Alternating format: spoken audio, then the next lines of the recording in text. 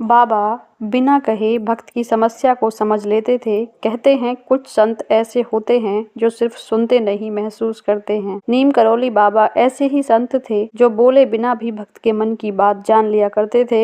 यह बात उस समय की है जब बाबा वृंदावन के पास कैंची धाम में रहते थे। एक दिन एक युवक बाबा के दर्शन के लिए आया। चेहरे पर मुस्कान थी लेकिन आंखों में एक अनकही सी समस्या छुपी हुई थी। यह बाबा के सामने चुपचाप बैठा रहा, कुछ बोला नहीं, बस सिर झुकाकर बैठा रहा। असल में उस युवक का जीवन पूरी तरह टूट चुका था। व्यापार में भारी नुकसान, घर में रोज के झगड़े और ऊपर से मन में यह डर, क्या भगवान भी मुझे छोड़ चुके हैं। वह बाबा से कुछ मांगने आया था लेकिन शब्द नहीं निकल पा रहे थे। तभी बाबा ने बिना उसकी तरफ देखे धीरे से कहा, क्यों रे, जब नाव मेरी है तो डर किस बात का। युवक चौंक गया क्योंकि यही सवाल वह अपने मन में हर रोज पूछता था। बाबा ने फिर कहा, तू टूट गया है इसलिए नहीं कि तेरे पास कुछ नहीं, बल्कि इसलिए क्योंकि तूने भरोसा छोड़ दिया है। अब युवक की आंखों से आंसू बहने लगे। वह फूट फूट कर रो पड़ा। उसने कुछ कहा नहीं लेकिन बाबा ने सब समझ लिया था। बाबा ने प्रेम से कहा, जा, आज से जो होगा मेरी मर्जी से होगा, तू बस कर्म कर, चिंता मुझे दे दे। कहते हैं उस दिन के बाद युवक का जीवन धीरे धीरे बदलने लगा। जो रास्ते बंद लगते थे वो अपने आप खुलने लगे, जो लोग दूर हो गए थे फिर पास आने लगे और सबसे बड़ी बात, उसके मन को शांति मिलने लगी। नीम करौली बाबा कोई जादू नहीं करते थे, वो बस भरोसा जगा देते थे। वो सिखाते थे कि जब इंसान थक जाए तो भगवान पर छोड़ दे और जब भगवान पर छोड़ दे तो निश्चिंत हो जाए।